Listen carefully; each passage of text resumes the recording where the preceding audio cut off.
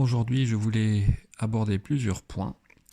Tout d'abord, la visite d'un superchargeur à Cannes-sur-Mer et aussi la visite d'un chargeur à Monaco. Vous allez voir, c'est plutôt sympa. Et puis aussi vous montrer la dernière mise à jour. Et j'ai testé le mode camp parce que c'est une question qu'on m'avait posée pour voir un peu à quoi ça servait. Alors on commence d'abord avec cette première photo. Vous voyez que j'ai laissé la voiture 2 jours dans le froid dehors et j'avais ce flocon sur la batterie, sur l'application et aussi dans la voiture avec même une petite barre bleue qui dit que vraiment la batterie était froide. Et aussi pour vous montrer sur la deuxième photo qu'en fait j'ai chargé à 6 ampères juste pour gagner quelques pourcents au cours de la nuit et de la journée, pour pas aussi poser des problèmes au niveau de l'ampérage de la maison. Comme je suis chez des amis, je voulais pas faire sauter les plombs, donc c'était vraiment... Mais ça marche en tout cas, on peut charger quelques pourcents, 10-15% si on laisse la voiture de longues heures. Ça peut toujours être utile pour trouver un chargeur, mais là vous voyez j'étais arrivé avec 50% pour être tranquille à destination. Là, je vous montre les différents points de charge à Cannes-sur-Mer. Donc, il y en a 8 au total qui sont près du polygone Riviera. Donc, nous, celui auquel on a voulu se charger parce qu'on avait des courses à faire avant d'aller voir des amis, c'est celui au parking P2.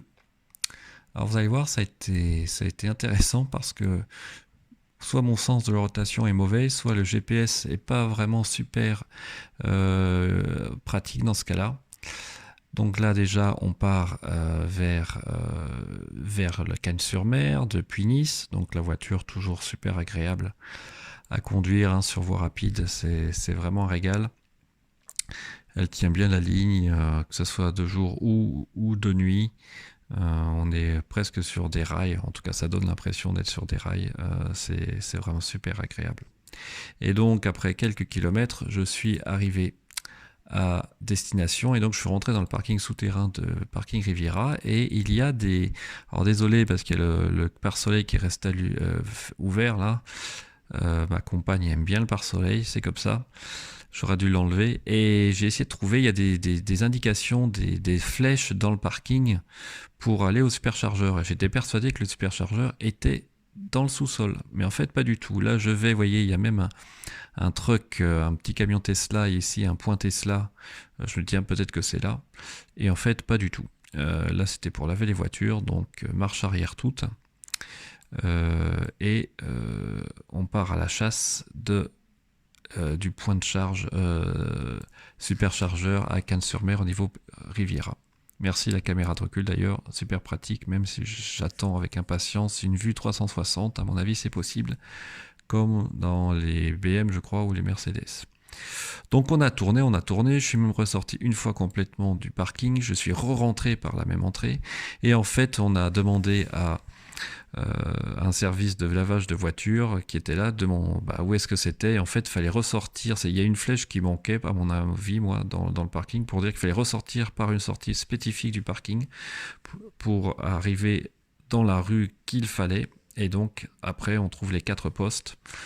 On fait la marche arrière. Et donc là, il y avait 2 postes sur 4 d'occupés, si je me souviens bien. Donc, on va arriver à 3 postes sur 4. Et j'avais une voiture à côté de moi, donc évidemment, qu'est-ce qui se passe quand on a 2 voitures qui occupent le même superchargeur? Eh bien, la charge est divisée par 2.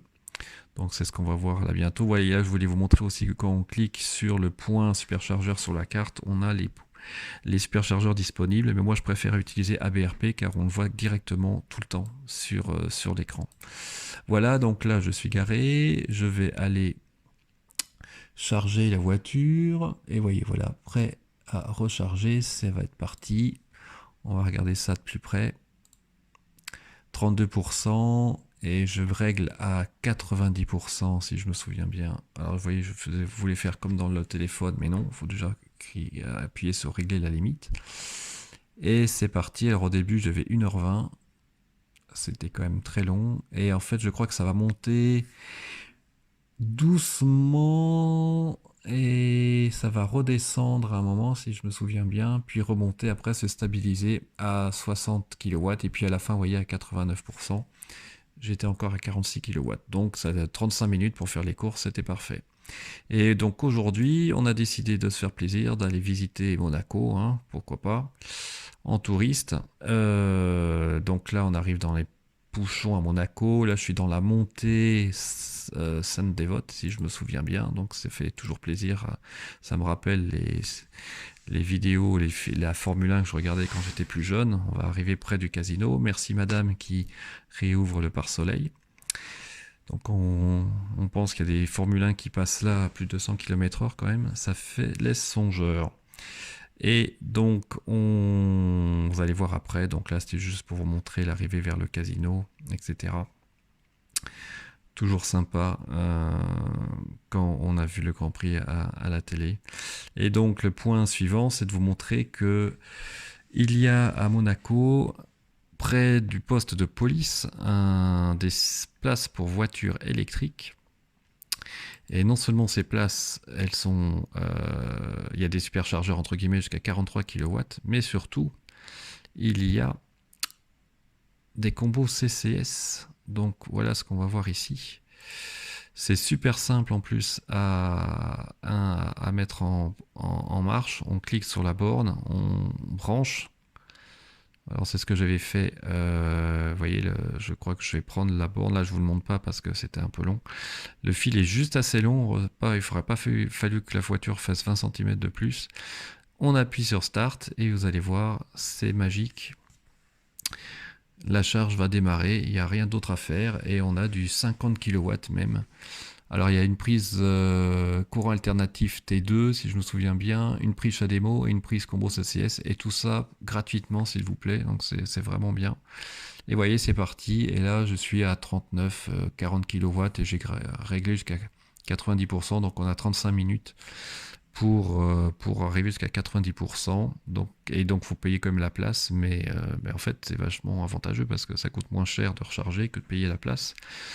Et en attendant, on peut se promener, sachant qu'à Monaco, ils respectent plutôt la loi. Hein. Surtout, c'est à côté du poste de police. Donc, j'ai pas vu de voiture thermique garée sur les places électriques. Et vous verrez après que j'ai même eu une autre Tesla qui est venue se garer et qui s'est garé à la première borne CCS pour charger. J'étais à 41 kW tout au long de la charge, donc en fait c'était vraiment 35 minutes, hein, pile poil.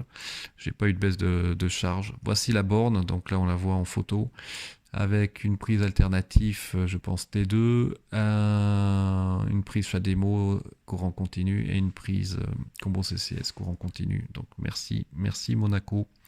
Et à côté, vous aviez d'autres prises. Alors là, je pense que c'était plus des prises domestiques où vous pouvez quand même charger à 3 kW. Donc ça peut toujours être utile. Où il y avait une Smart, je crois, qui était branchée notamment. Et une Twizy, on voit ma voiture derrière. Et voilà, là, c'est les autres prises encore. Donc je crois qu'en tout, il y a 8 places, si je ne me trompe pas. C'est super pratique. Alors évidemment, il y a toujours l'inconnu. Est-ce que la place est libre ou pas? On ne sait pas. Et j'ai pas pu vérifier aussi sur Internet si les prises étaient en charge ou pas. Donc ça, c'est toujours le mystère. Et une fonction aussi que j'apprécie beaucoup, c'est qu'il va toujours la localisation de la voiture. Si vous êtes un peu trop paumé dans la ville, c'est pas très compliqué pour retrouver la voiture. Et voilà une autre Tesla qui s'était branchée à côté de la mienne, 2 places à côté de la mienne, aussi avec la combo CCS. Donc je vois que je n'étais pas le seul au courant de ces prises disponibles à Monaco. Puis il y a une autre rue où il y a, je crois, 2 bornes de disponibles. Là, ce que je vais montrer, c'est que j'ai mis à jour la voiture avec la dernière version et que vous avez le mode camp. Donc le mode camp, ça permet de garder certains paramètres dont la climatisation jusqu'à 20%, le mode sentinelle, etc. C'est ce que vous voyez ici dans le menu climatisation, dans le mode camp. Et donc la voiture restera allumée jusqu'à 20% de charge avec la clim et le mode sentinelle, etc. Et donc vous voyez en bas, vous avez marqué bien le mode camp en bas de la température. Et donc depuis le téléphone, vous avez aussi le mode camp qui est affiché et vous pouvez le désactiver. Par contre, attention, quand vous le désactivez, vous ne pouvez pas le réactiver à distance. Donc c'est bon à savoir.